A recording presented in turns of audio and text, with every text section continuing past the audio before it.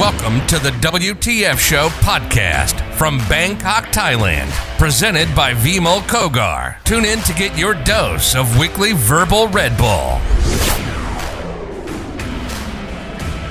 Hello, boys and girls. Welcome to the Wtf Show this week. I'm so excited to have Shveta Kukreja as our guest today. Say hello, Shveta Kukreja. Thank you, Vimol. Thank you for having me at this show. It is an honor to be here. Okay, tell us a little bit about your younger years. Where did you go to college and what did you learn? I will start by going to school because I think that's what defined and shaped my personality. I went to Mussoorie International School in India, and I was there for 8 years in a boarding school. So that's when my personality and my characteristic actually formed. And then I did my undergrad at Mahidol University International College. And then I did my MBA at ABAC, which is now called Assumption University. Okay, excellent. And where did you get your first job and how long were you there? So it did take me more than 6 months to get my first job, which was not really a job. It was an internship training at GE Capital. So then it changed its name to GE Money. But I did my training for free for about 3 months after having an MBA. And then they took me on contract basis. And then I became a full-time employee after that. Okay. So basically, the first couple of months after you graduated with an MBA, you worked for free. Yes, I worked for free for 3 months. It was an internship, which took me 8 months to get there. Okay, I understand then you joined Standard Chartered. Yes, so after about 6 years at GE Capital, I moved to Standard Chartered, and I was there for close to 7 years. Okay, you were head of your table after 7 years, Ms. Kukreja. I was heading the client experience and project management. That was my last job while I was in corporate. Okay, what do you do now? I help organizations make their processes better, more efficient, save money, save time, reduce redundancies, and in short, I would call that a project management consultant. Okay, and that, what sort of, you need to slow down with us because a lot of our listeners sort of are a little bit lost. You have a background in finance. Yes. And banking, and now you're a projects consultant. You need to explain to us which industries do you focus on? What do you exactly do? I continue to focus on the financial industry because that's my home. I was in the financial industry for close to 13 years, so it comes to me easy. I've learned the lingo. I've become a part of the system. I know what kind of database they have and how the systems actually work, how the people actually work in that. So project management essentially is in every organization, there are three main things. There's people, there's process, and there's the technical aspect. So I leave the technical aspect to the experts, and I take care of the processes, which relates directly to the people. And I continue to do that with the financial industry, and that's what I do. Can you give us an example of a company? You don't have to take a name, but can you give us an example of the type of industry and something that you've helped streamline? I will take it back to Standard Chartered Bank for a very interesting project that we worked on. So, when you go into a branch and you have to wait for your turn to come. So you get a queue number and then you just have to sit and wait until your number is called out. It can take 1 minute, it can take 20 minutes, it can take 50 minutes. So what I helped do as a project manager was to analyze the data and see what is stopping or what is holding the process and what is slowing things down. So in that we found there were lots of redundancies that were happening. The same checks of the customer background were happening at 3 levels, which is completely unnecessary. When we streamlined all the processes, we actually came out with a campaign that said that once you press the queue number, your turn will come within 8 minutes. if we cross 8 minutes, we will pay some charity, or, to do with the royal family, or to do, give it to the poor kids or something. So we actually tracked the data and gave money to the charities for every time we crossed the 8-minute mark, which happened only about 7% of the time after we launched the campaign. Good job. I think a very noble cause and increasing the efficiencies of the company. So at some point in your career, you decided to leave Standard Chartered, is that right? Yes, I decided to leave also because Standard Chartered, the retail banking arm in Thailand, decided to wrap up business. So that was the perfect moment for me to decide whether I wanted to continue in the corporate or try a hand at something of my own. So I decided to try something of my own at that point of time. And what is that? After I left, I took a vacation for a few months, and then I started doing exporting and trading of food commodities. So it was something completely different, but it aligns with my family business. So it was an easy foot in. And I did that full time for about 2 years until COVID hit and it started to slow down. And that's the moment when, you have to fund yourself. You don't have enough income coming in. Is the moment that I realized that, I need to do something else besides exporting and trading. And at that time, I took 1 month really slow and thought about it. And when I went back to the table and, drew out what I really want out of myself, is that it came back to me that I enjoy doing project management. That's what I have a passion for. So I decided to brush up my skills. I am a project management professional, certified since 2013. I still have the certification, I still have the skills, but I sort of brushed it up a little bit, read up some books, listened to some podcasts, joined some webinars, and then I'm back in the game. So how would you describe, if you had a client listening in at the moment, how would you describe, A, how to access you, B, what you can do for them, and C, what the costs involved are? So they can find me. I'm on social media. I think that's the easiest way to find people now. I do quite a bit of networking.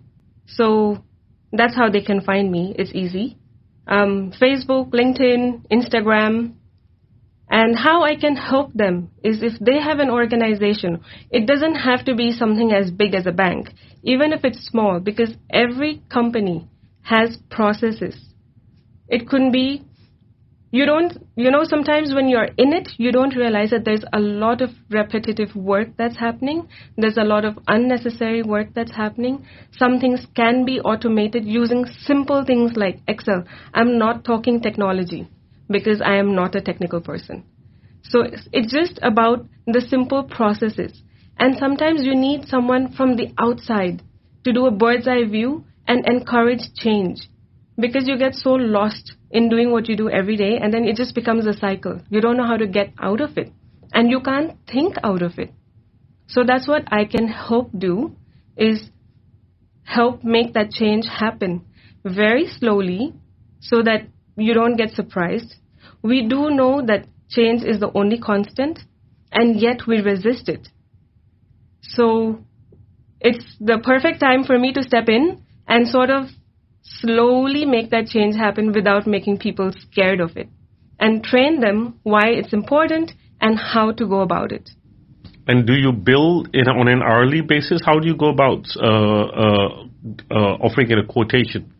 I go project basis, because it depends on the size and the scale of project and how much effort will be involved.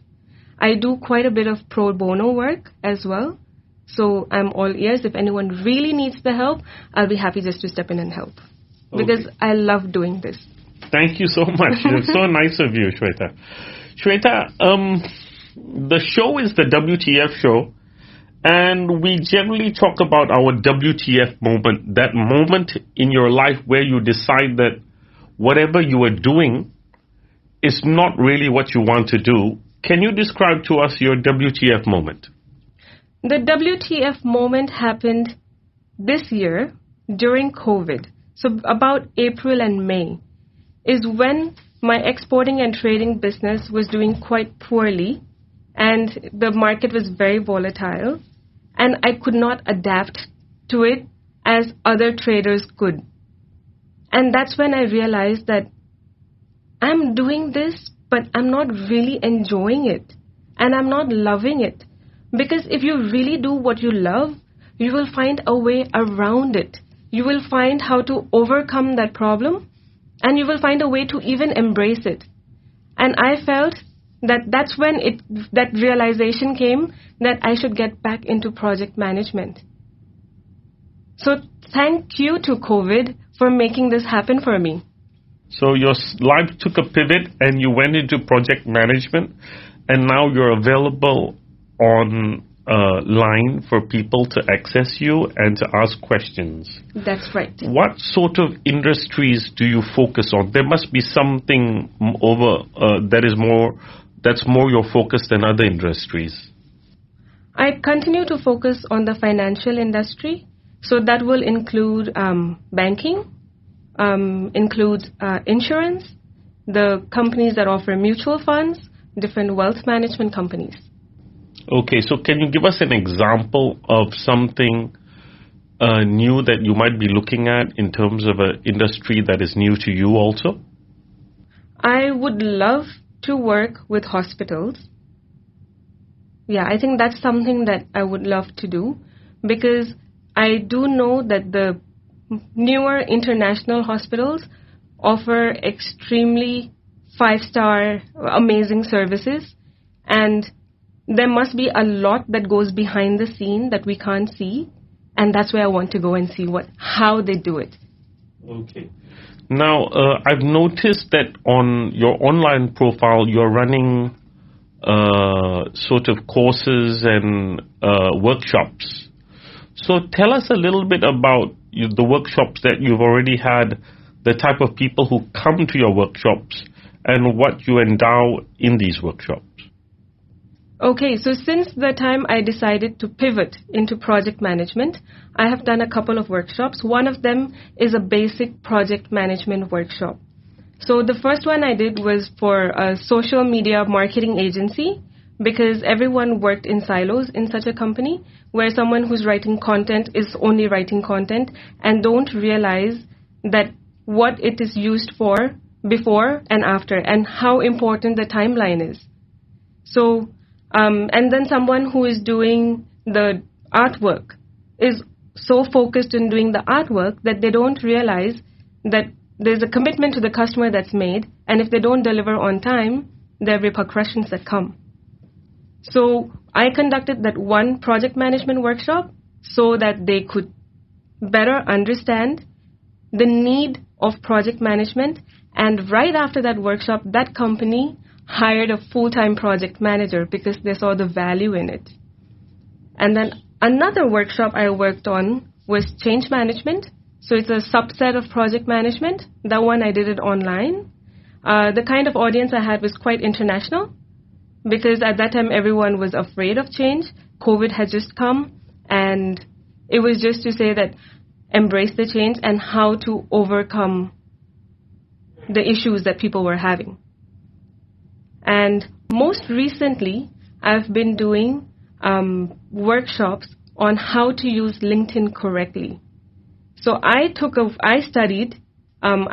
few classes, and now I offer these workshops for free. So I encourage people of different industries to use LinkedIn for themselves and make the leads come to them rather than them having to go out looking for work. So there's a lot that goes behind the scenes. Like there's profile optimization, there's a way of writing your content, there's a way of presenting yourself, and how you present your personal brand across. So if I were a graduate who's graduated in the last 9 months, and I've come to a hostile work environment, job market as it were, and I'm looking for some advice on how I present myself open to work. How would you suggest that I start? How do I go about? Should I do what everyone else does, is put myself on certain job platforms, or do I write to single companies looking for jobs? Because at the moment it's quite frustrating. A lot of companies in Thailand are actually furloughing people, So how do you think I should start?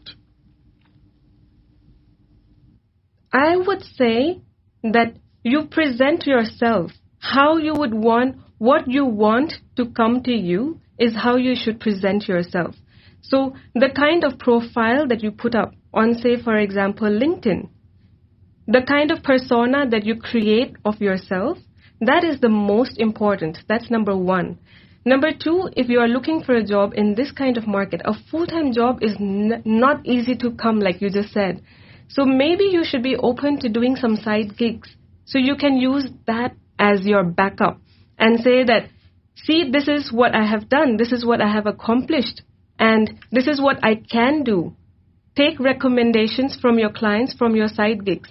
There are lots of websites these days where they're open to taking people on a freelance basis. So you can sign up. There's Fiverr.com, there's Flexingit.com, and there are a whole bunch of other websites where you can just do small gigs, side gigs, get paid, so you're not just sitting idle, and you're doing something, you're contributing something and building a profile at the same time. I mean, the industry that comes to mind, Shveta, is the hospitality industry. They've had a really, really devastating last 2 quarters, and people in this industry are not finding a way out of the hole, In the hospitality industry, do you see things opening up, and maybe some of these skill sets can be used in other industries? Definitely. So the hospitality industry will have to open up at some point, but I'm sure they will not jump back into 100% of where they left it at. It will take a while to build it up. But the skills of the people that they have in the hospitality industry can definitely be, they can reskill it, recycle their skill. So I do know of this app, this company called Seekster.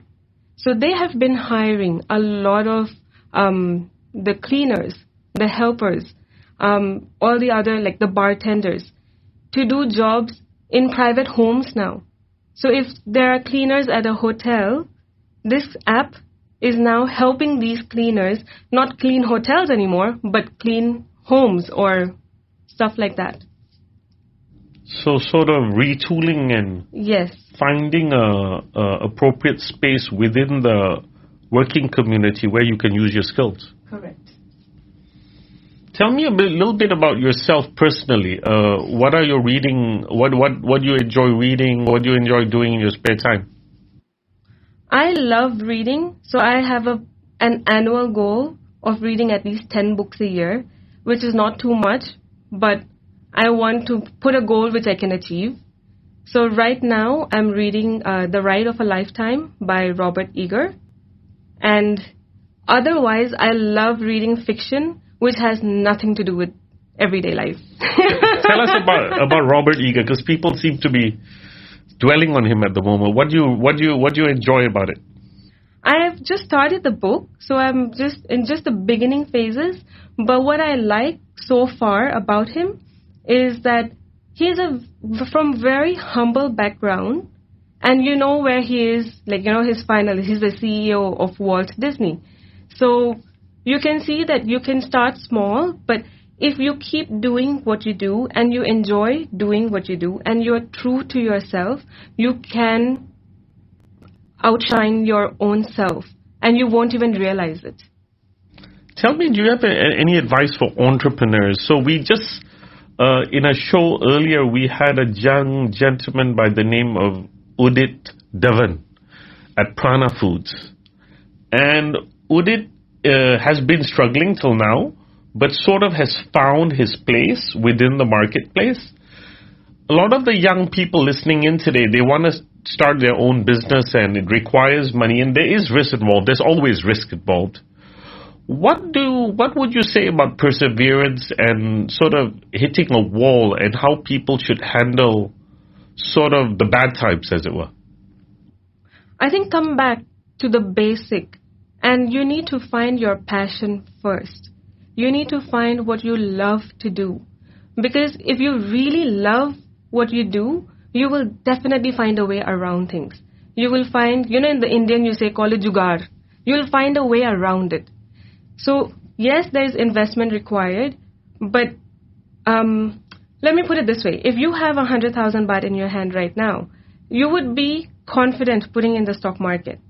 You're willing to put that money on somebody who you don't even know, and you believe in them to multiply it for you. You put that same money on you.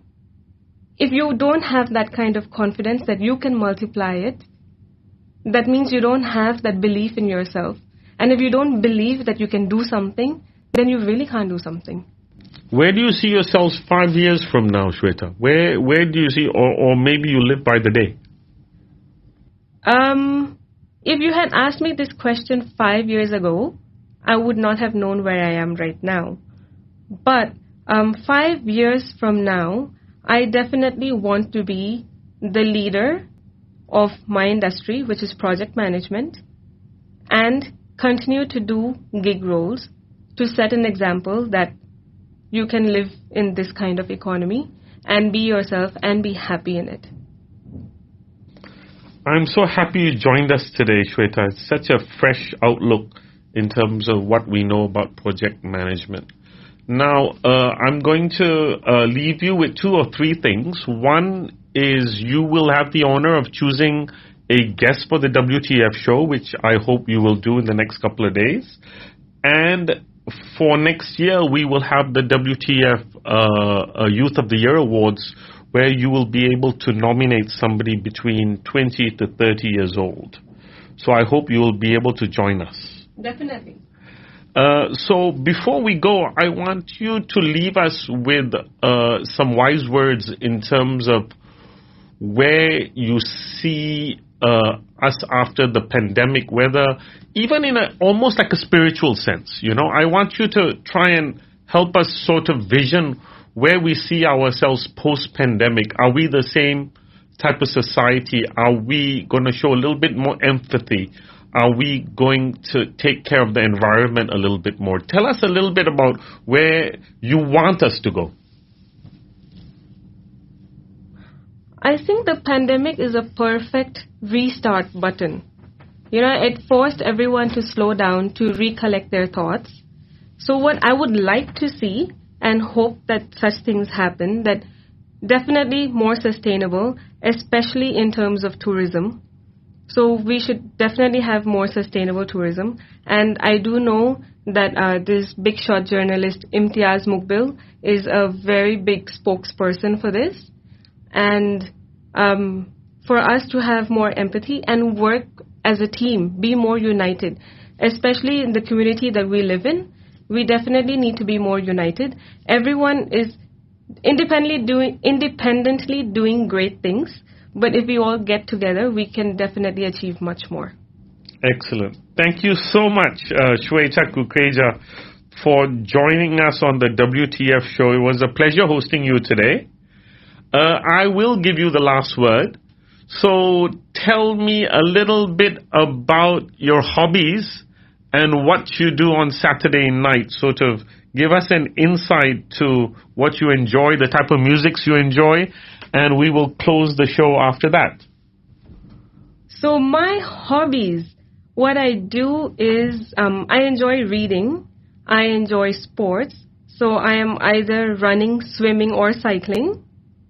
And weekends, Sundays, I'm normally home with my family because Sunday mornings I'm doing one of the sport. Okay, excellent. Thank you so much. I hope you enjoyed the show. Yes, absolutely. Thank you so much for having me here, Vimol. It was a great pleasure. Okay, thank you so much for joining us at the show today. I'd like to thank my lovely wife on the other side of the fish tank, and Rajan Kanijao, our most abled sound technician and creative. Thank you to everyone for joining us at the WTF show. Ta-ta for now, and hopes to see you next week. Bye.